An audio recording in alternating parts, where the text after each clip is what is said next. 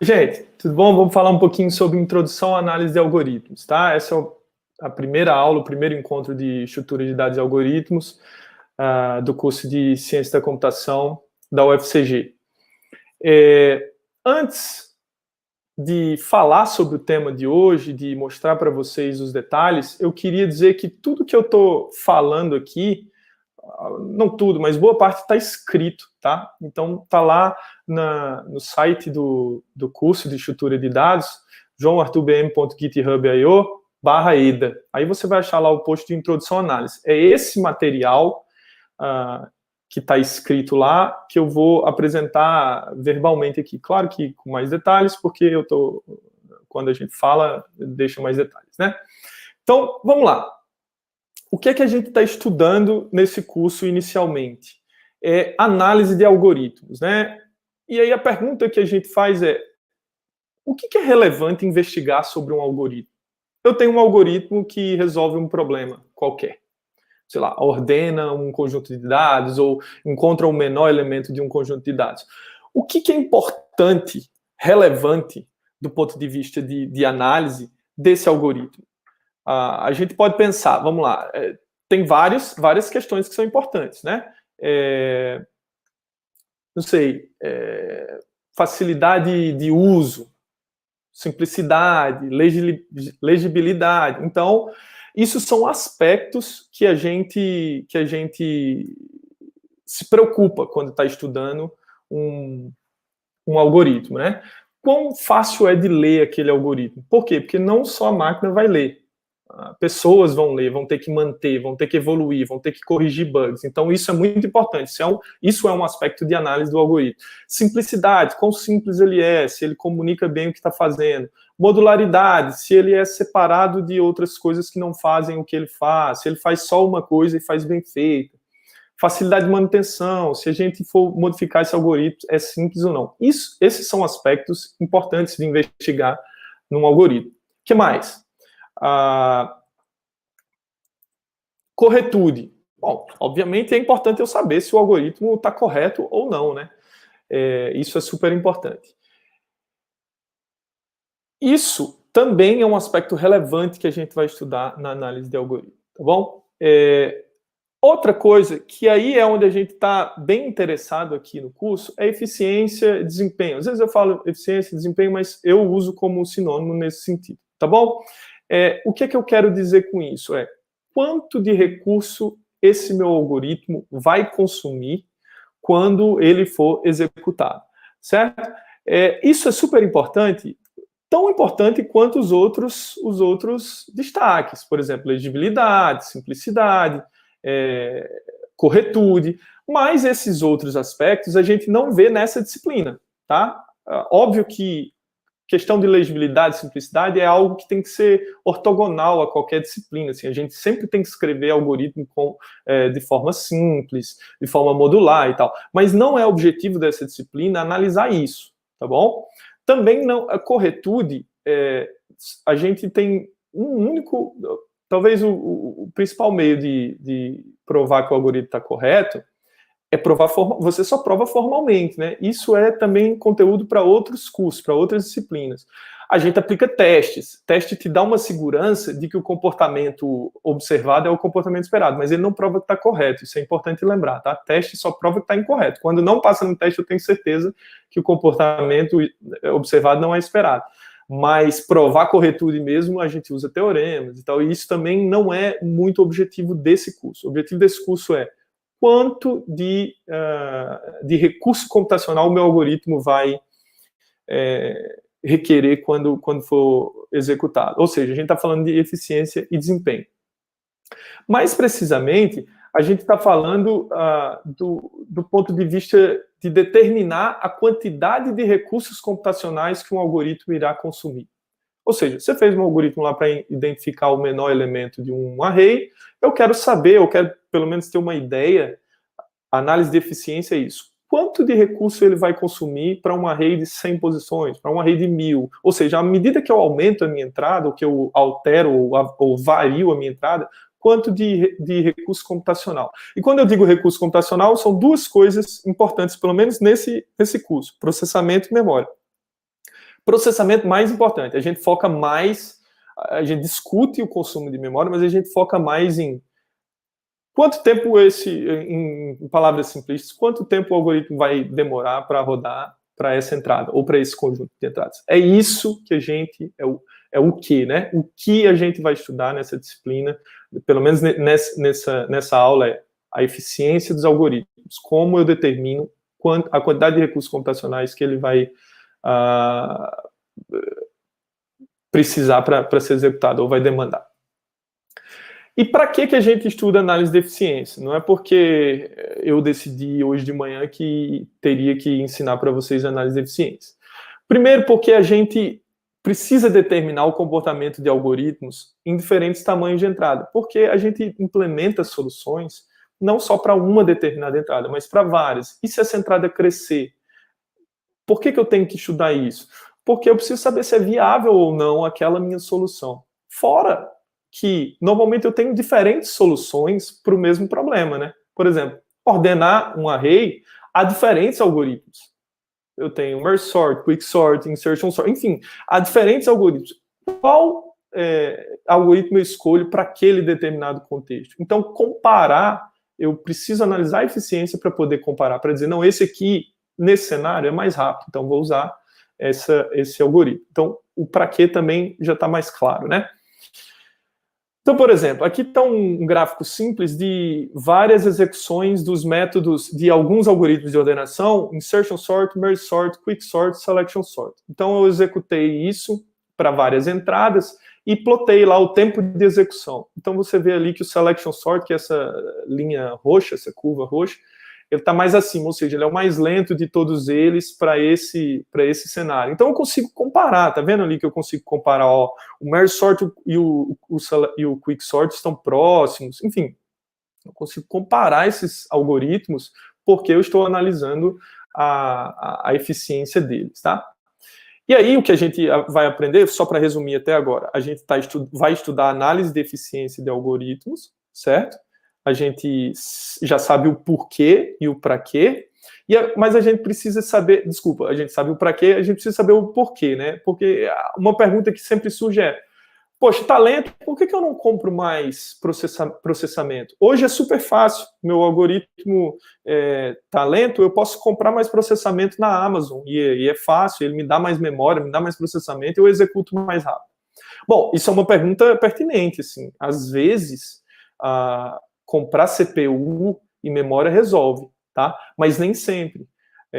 A eficiência de algoritmos, você resolver problema de eficiência por construção, desenvolver algoritmos mais eficientes, você economiza dinheiro, porque comprar processamento é caro. Fora que, para certas classes de problemas e classes de soluções, nem todo o processamento do mundo vai conseguir resolver o teu problema em um determinado tempo. Se você conseguir reduzir a classe de função que aquele algoritmo, que a eficiência daquele algoritmo está envolvida, você consegue, de certa forma, economizar processamento e memória. Então, nem sempre a gente resolve comprando mais recursos, até porque é caro, né, gente? Então, tá aí o porquê também estudar a eficiência de algoritmos, tá?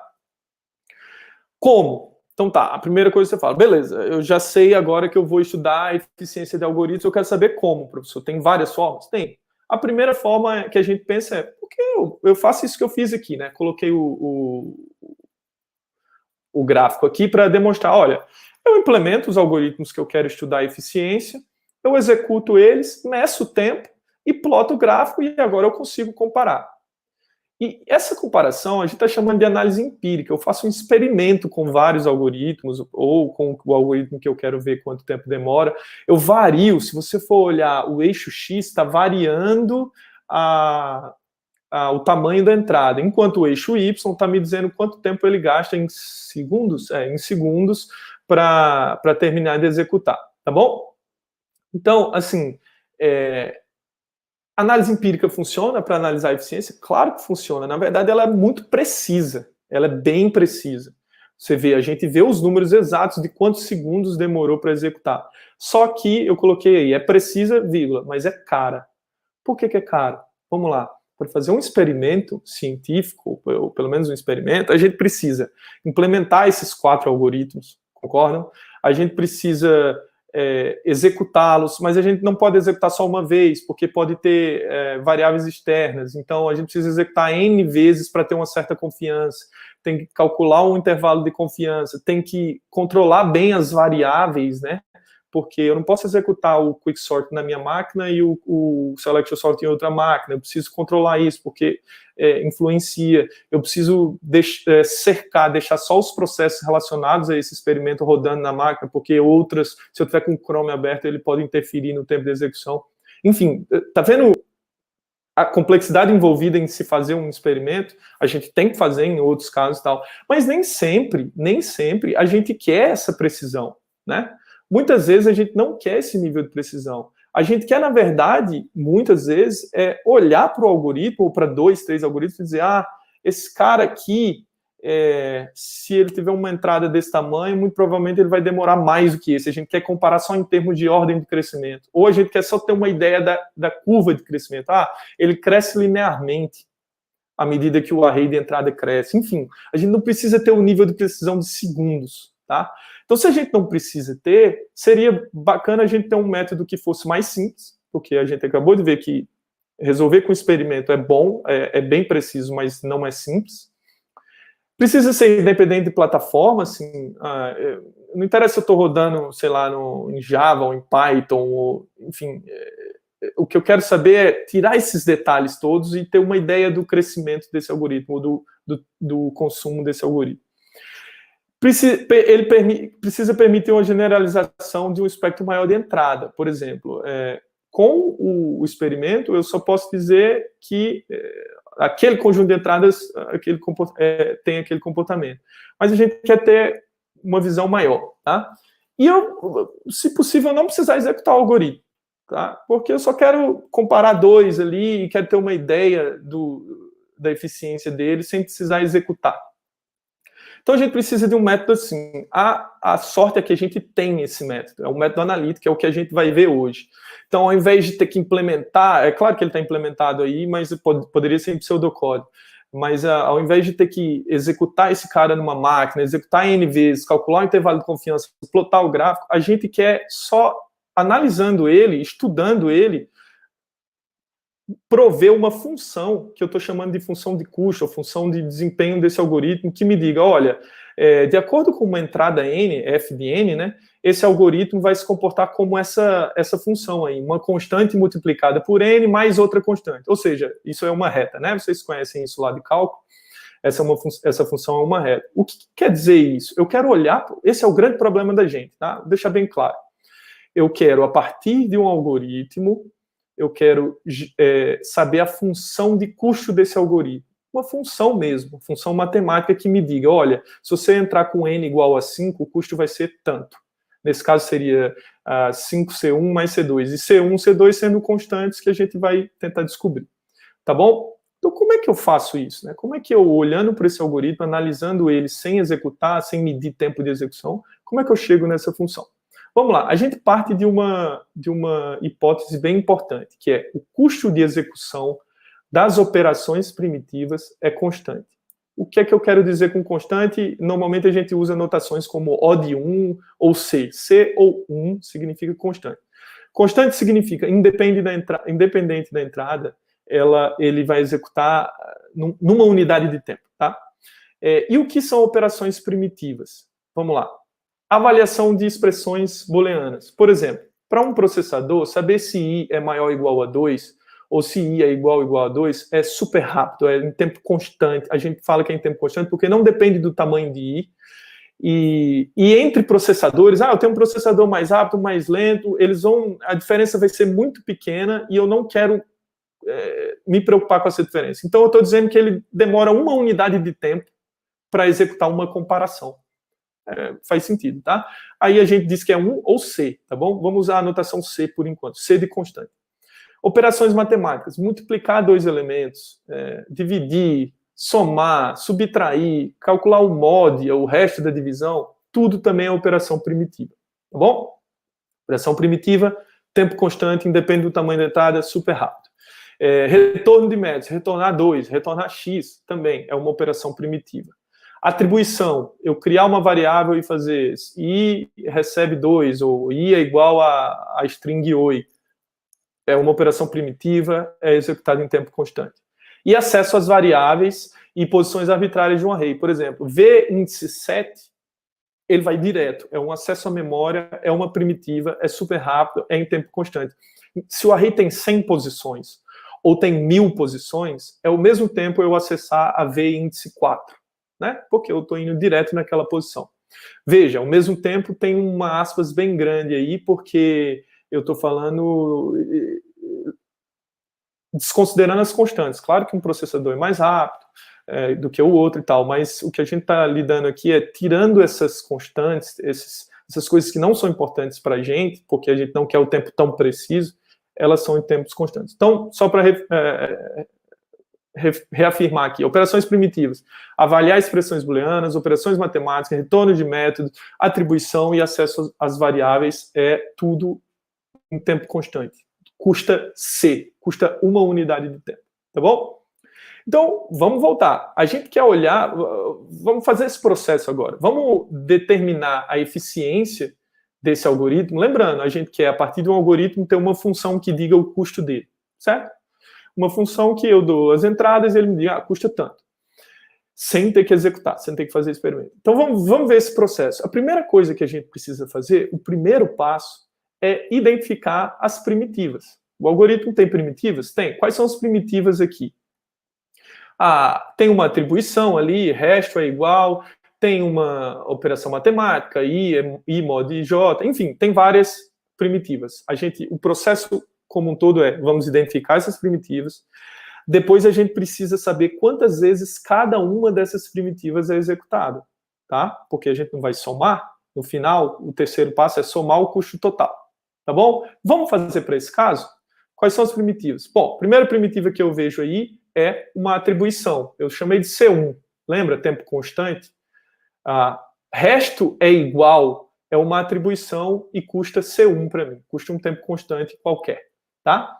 Depois eu tenho a segunda primitiva, que é i mod j. Tá bom? Esse algoritmo eu quero multiplicar o resto pela parte inteira. Claro que eu poderia fazer de outras formas, eu estou fazendo assim por motivos didáticos. Tá bom? Então, a próxima operação primitiva é i mod j. Não é uma operação matemática, não é uma operação aritmética. Então, é uma constante, vai custar C2 para o processador executar, o tempo constante. Atribuição, lá, a terceira constante, a terceira operação primitiva a parte inteira vai receber alguma coisa, né? É uma atribuição. Depois, i dividido por j, também é uma operação primitiva, vai custar C4. Todas elas eu poderia colocar C, tempo constante C, ou poderia colocar 1. Por que eu estou colocando C1, C2, C3, C4? Para que vocês possam identificar exatamente do que eu estou falando, de qual primitivo eu estou falando, tá bom? Depois, resultado recebe, isso é uma atribuição, é uma operação primitiva de custo C, estou identificando por C5. Depois, a operação aritmética, resto vezes a parte inteira. E, por último, o return. Lembra que o return é resultado, return é alguma coisa, é uma operação primitiva? Então, tá lá. E agora, esse foi o passo 1, lembram? Identificar as operações primitivas. Identificamos? Sim. Atribuição, operação, todas elas estão identificadas, como C1, C2, C3, C4. Segundo passo, eu vou identificar quantas vezes cada uma dessas operações primitivas é executada. Bom, não é muito difícil ver que elas são executadas uma vez, né? Por exemplo, aquela atribuição de resto só é executada uma vez. A operação i dividido por j, mod j, só uma vez também. Então, eu estou multiplicando lá, uma vezes C1. Eu vou executar uma vez o custo C1. Eu vou executar uma vez o custo C2. Uma vez o custo C3. Essa atribuição é só feita uma vez também. Essa operação aritmética também uma vez. Atribuição também uma vez. E o resto também uma vez, né? E agora, o return resultado uma vez também. Estão vendo? Eu identifiquei, passo 1, identifiquei as primitivas. Passo 2, eu identifiquei quantas vezes cada uma dessas primitivas é executada. Então, eu tenho 1 vezes C1 mais 1 vezes C2, ou seja, o passo 3 é somar isso para chegar na função. Quando eu somo isso, somar o custo total, eu chego nessa função aqui. Vê se não faz sentido. C1 é executado uma vez, 1C1, mais o custo de executar C2, mais o custo de executar C3, mais o custo de executar C4, até C7. Então, essa é a função que me dá o custo total desse algoritmo. Quanto custa executar o algoritmo, multiplica resto por parte inteira? Custa C1 mais C2 mais C3 mais C4 mais C5 mais C6 mais C7. Certo? Eu cheguei nessa função como? Identifiquei as primitivas, identifiquei quantas vezes elas são executadas e somei tudo. Agora é importante que vocês saibam, isso, se a gente olhar para essa função, veja, é f de n. Quem é n na visão da gente sempre é o tamanho da entrada. Essa função, se você for olhar o lado direito dela, ela depende de n? A gente tem alguma multiplicação por n, ou a gente está somando n ou diminuindo n em alguma forma do lado direito? Não. Ou seja, isso significa que ela não depende do tamanho da entrada. Independente de i ou de j ou do tamanho desses valores, o custo vai ser sempre o mesmo. Ou seja, o tempo de execução dessa função é constante. Independe do tamanho da entrada. Isso precisa ficar muito claro. Se você olhar a função lá, você está vendo só constantes sendo somadas. E vai ser sempre essa quantidade de constantes e sempre essas constantes, independente do tamanho da entrada. Ou seja, esse algoritmo é super rápido de ser executado em tempo constante. Tá bom? Massa? Ficou claro até aqui? Só revisando. Identificamos as primitivas, quantas vezes elas foram executadas e somando tudo. Somando tudo, chegamos nessa função que determina o custo desse algoritmo.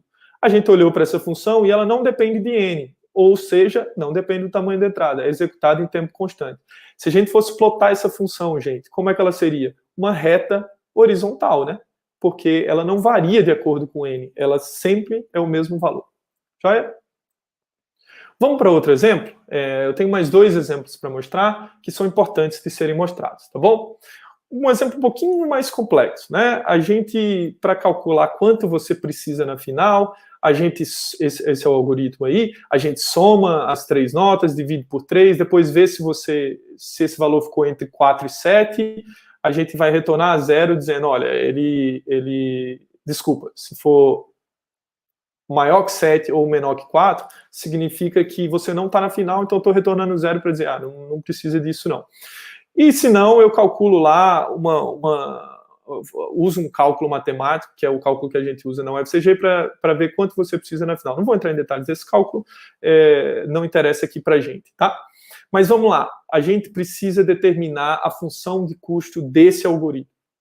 O que é que a gente aprendeu até aqui? A gente precisa primeiro identificar as primitivas, depois ver quantas vezes cada uma delas é executada e depois somar o custo total. Agora, a gente tem um desafio importante aqui, né? Qual que é esse desafio? Se vocês forem ver, esse algoritmo ele tem uma alternativa, if, else. Concordam? Como é que eu lido com isso? Bom, esse exemplo ele está aqui por um motivo. A gente sempre, não sempre, mas na disciplina, boa parte dos casos, a gente está interessado no pior caso de execução.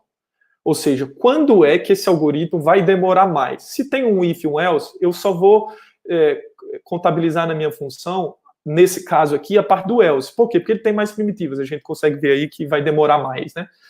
Então, eu estou sempre interessado no pior caso. A gente tem discussões sobre isso. Primeiro, o pior caso, ele às vezes é muito mais comum do que o melhor caso. Por exemplo, para ordenar um array, é mais fácil que o array já esteja ordenado ou que ele não esteja ordenado. Se eu mudar um elemento do array, ele já não está ordenado. Então, o pior caso de ordenar um array é quando o array não está ordenado e ele ocorre com mais frequência do que está ordenado.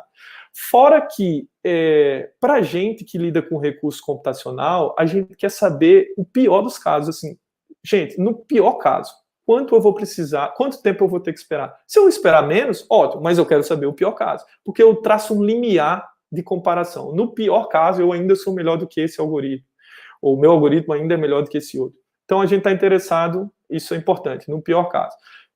Olhando para isso, o pior caso a gente vê que é o else. Então, a gente não vai contar na nossa fórmula final essa operação primitiva return 0, porque no pior caso ele não entra no if, concorda? Ele vai para o else. Então, eu vou contar só essas outras primitivas. Eu vou contar a comparação do if? Vou, porque sempre eu executo esse troço. Vamos lá, vamos passo a passo? A gente tem 13 operações primitivas aí, tá? Eu não vou entrar em detalhes para não demorar muito essa aula, mas tem os detalhes no material escrito, e eu só vou passar rapidinho aqui, ó. A gente tem a atribuição de média, depois a gente tem a soma de nota 1, nota 2, nota 3, depois a gente tem a divisão por 3, enfim, tem várias primitivas aí.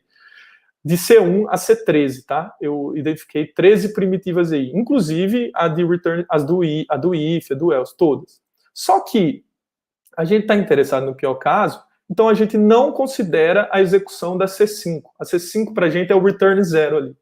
Por quê? Porque no pior caso eu vou calcular a média, depois eu vou checar o if, se média é maior que 7, e aí isso vai dar falso, e aí eu vou entrar no else. Ou seja, o return não vai ser executado. Eu descarto esse return 0. Porque se eu entrasse aí, eu não estaria no pior caso. Estaria talvez no melhor, porque ele vai executar e vai sair mais rápido. Tá bom? Então a nossa função final fica de C1 a C13, só que se você for ver, o C5 está faltando aí. Porque eu estou só lidando com o pior caso. No pior caso, o C5 não é executado. Tá joia? Se você quiser ser mais generalista ainda, você poderia dizer que f de n é o máximo entre o caminho do if e o caminho do else. Como eu estou vendo aqui que o caminho do else é maior, tem mais primitivas, eu já fiz direto. Tá? C1 a C13, excetuando o C5. Eu não executo C5. Essa é a função de custo desse meu algoritmo. E, de novo, ela não depende de n, né? Do lado direito aí, a gente não tem o fator n influenciando no custo total. Ou seja, é uma soma de constantes. A gente vai ver nas aulas que vem que a gente pode considerar isso tudo como 12C, né? Porque tem C de 1 a 13 menos o C5. E ainda pode simplesmente considerar que é C, tá? Mas, por enquanto, é uma soma de constantes que não vai depender da entrada n. Não dependendo da entrada n, significa o quê? Que ela é uma função constante, tá bom? Ou seja, uma reta também horizontal. Último exemplo que eu vou ver em detalhes e que faz sentido ver também, porque agora a gente vai analisar um algoritmo que depende de n. E aí isso é super importante para a gente detalhar bem. Vamos lá. Lembrando de novo, a gente tem um algoritmo que, nesse caso aqui, que vai simplesmente retornar se o elemento k está dentro do array v ou não. Então, eu faço um for, checo cada elemento. Se assim que eu achar, eu vou retornar true, e assim que eu achar, eu vou retornar false. Lembra do nosso processo? Identificar as primitivas, ver quantas vezes cada primitiva é executada e somar o custo total. Agora, aqui também tem um if, não tem? E lembra que eu estou interessado no pior caso? Respondam, pensem o seguinte, qual é o pior caso de execução de um algoritmo que verifica se um elemento está num array ou não? O pior caso é quando esse elemento não está no array. Por que é o pior caso? Porque eu vou comparar com o primeiro, depois vou comparar com o segundo, com o terceiro, com o quarto, com o quinto, até o último, não vou achar e vou sair. Ou seja, vou retornar o falso. Então, no pior caso, gente, eu nunca executo qual instrução aí? Eu nunca executo o return true. Eu nunca entro no if. Eu comparo o v em si, eu faço essa comparação, mas eu nunca entro no return true. Eu comparo da falso, volto, comparo da falso, comparo com o segundo, com o terceiro, e aí no final retorno falso. Ou seja, no pior caso, a gente não vai contar a execução do return true, tá bom? Então vamos lá, identificar as primitivas. Passo 1. Tem uma atribuição ali, né? I igual a 0. Tem uma comparação, uma avaliação de expressão booleana, I é menor do que v.length. Tem uma operação matemática, eu estou acrescentando mais um sempre no I. Tem uma avaliação de expressão booleana. Tem também a C5, que é o return true. Estou identificando as primitivas só. E tem a C6, que é o return false. Beleza? Esse é o passo 1. Identifiquei todo mundo. Massa. Passo 2. Eu preciso saber quantas vezes cada uma delas é executada. Olha, o i igual a 0, embora ele esteja dentro da expressão do for ali, ele só é executado uma vez, porque Java não fica atribuindo i igual a 0 o tempo todo, tá bom? Então, Vamos para C2. Gente, agora é muito importante. C2 é a operação primitiva é I menor ou igual a V ponto length. Quantas vezes esse troço é executado? Vamos pensar nesse caso. Ele é executado sempre N mais uma vez, onde N é o tamanho do array, tá? Por que N mais uma e não N? Porque ele testa a primeira, testa a segunda, testa a terceira. Aí quando ele chega no final do array, ele testa a última vez. Ah, o array acabou, não vou mais. Por isso que é N mais 1, tá bom? Por exemplo, se o array tiver 5 posições, ele vai testar, como o I começa de 0, 0 é menor que 5? É. Agora eu vou para o próximo. 1 é menor que 5? É. 2 é menor que 5? É. 3 é menor que 5? É. 4 é menor que 5? É. 5 é menor que 5? É. Ou seja, comparei 6 vezes N mais 1. Tá bom? Então, veja, é o número do... quantas vezes eu estou no array, mais 1, porque eu tenho que sair do for. Certo? C3, I mais igual, I mais mais. Aí, C3, realmente, esse incremento é feito só 5 vezes, né? Porque se N for igual a 5, eu incremento para 1, para 2, para 3, para 4, para 5. Ou seja, 1, 2, 3, 4, 5. Ou seja, são 5 incrementos. C3 é executada N vezes. Bom? C4, também N vezes, né? Essa comparação do if. V índice I é igual a K, eu sempre vou executar. C5 não vai ser executado. Return true não vai ser executado no pior caso. Vai ser executado no caso médio, no melhor caso, mas no pior caso, que é o que a gente está interessado, não vai ser executado, portanto a gente não vai somar esse troço. E o return false vai ser executado uma vez, né? Eu só retorno uma vez. Tá bom? Terceiro passo é somar essas expressões aí. Bom, eu chego em algo parecido com C1 foi executada só uma vez, C2 foi executada N mais uma vez, então tá ali, ó, C2 vezes N mais 1. Mais C3 foi executada N vezes, tá ali, C3 vezes N. Mais C4 foi executada N vezes, C4 vezes N, mais C6. Tá bom? Beleza? Ficou clara essa função? Veja, eu posso até meio que simplificar entendendo que C1, C2, C3, C4 e C6, eu posso chamar de C, é constante, tá? E aí eu fico com uma função do tipo 3CN mais 3C.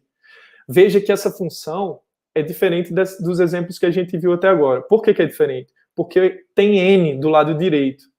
Ou seja, ela depende de N, ela varia de acordo com N. E ela varia em que medida?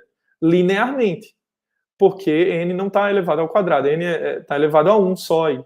Então, o tempo de execução desse meu algoritmo é linear. O que é que eu quero dizer com isso, com linear? Eu quero dizer que, à medida que eu aumento o tamanho do meu array, no pior caso, o meu tempo de execução também vai aumentando como uma reta, linearmente. Vamos ser bem simplistas aqui. Se o meu array tem 10 posições, isso faz todo sentido, né, na verdade. Se o meu array tem 10 posições, ir até o final custa 10. Se o meu array tem 100, ir até o final custa 100. Ou seja, ele vai crescendo linearmente de acordo com o tamanho do array, tá bom? No pior caso, tá bom? Então, isso é importante. Essa função já não é como a função anterior, não é constante, porque ela depende de N, e mais do que isso, ela depende de N de forma linear. À medida que cresce o tamanho da minha entrada, o meu tempo de execução cresce linearmente. Ou seja, isso vai ser também uma reta, mas vai ser uma reta assim, né? Inclinada. Beleza? Eu vou deixar um desafio aqui que já tem um material bem detalhado também, que é quando tem um for dentro do outro. Mas isso, vocês só vão replicar o que eu acabei de mostrar para vocês. Identifica uma por uma as primitivas. Depois identifica quantas vezes elas serão executadas no pior caso. Então coloca lá C1 vezes tanto, quantas vezes ela foi executada. E no final você soma tudo isso e você vai chegar numa função, tá bom? E aí você vai chegar numa função, eu vou dar spoiler aqui, essa função vai ser quadrática, ou seja, ela vai crescer de acordo com n quadrado. Vezes algumas constantes ou mais algumas constantes, mas ela não vai ser constante, como a gente viu no início, não vai ser linear, vai ser quadrática. Isso significa o quê? À medida que eu aumentar a minha entrada, o tempo de execução vai fazer uma curva quadrática, ou seja, vai aumentar muito mais do que o exemplo anterior e muito mais do que o exemplo antes do anterior. Tá bom? Eu vou deixar esse desafio para vocês fazerem. Nesse link aí está o gabarito, então não se preocupem, façam, mas olhem o gabarito depois. E é isso, sigam o padrão. Eu vou resumir aqui essa aula de hoje de maneira bem rápida, tá bom? A gente já está com tempo suficiente para que vocês possam ter se cansado de ver tanto vídeo. Vamos lá. A gente, no curso, está interessado em análise de eficiência. É isso que a gente vai debater o tempo todo nesse curso de estrutura de dados. Seja tendo como pano de fundo algoritmos de ordenação, de encontrar o menor, enfim, seja das estruturas de dados. Em particular, a gente está interessado no tempo de execução, no tempo de processamento do algoritmo. Tá bom? Vamos discutir memória em alguns momentos, mas o foco maior é em tempo de processamento. É importante. Por que a gente faz isso? Mais recursos computacionais nem sempre resolvem o problema. Nem sempre comprar mais processamento vai resolver o meu problema. Tá bom? O método empírico resolve esse meu problema de analisar a eficiência, mas ele é caro e ele é bem detalhado, preciso, mas nem sempre a gente quer isso. A gente só quer ter uma ideia, como a gente fez nos exemplos anteriores. Por isso a gente vai usar o método analítico, que é extrair. Veja, o grande objetivo é, dado um algoritmo, eu quero extrair dele uma função matemática que eu possa calcular o tempo de execução. Foi isso que a gente fez. Como? 3 passos. Identificamos as primitivas, identificamos a quantidade de vezes cada primitiva executada e somamos o custo total. Chegamos a uma função. Essa função pode depender ou não de n. Se não depender, é constante, né? A gente diz que é super rápido. Se depender de n, pode depender linearmente, pode depender de forma quadrática, n log n. A gente vai ver vários exemplos disso.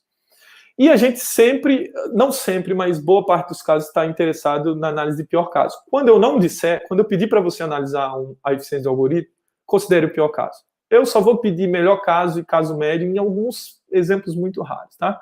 E é óbvio que vocês precisam saber por que estamos interessados no pior caso. A gente discutiu isso. Porque normalmente ele me dá uma noção exata do quanto eu vou precisar, assim, no máximo, né?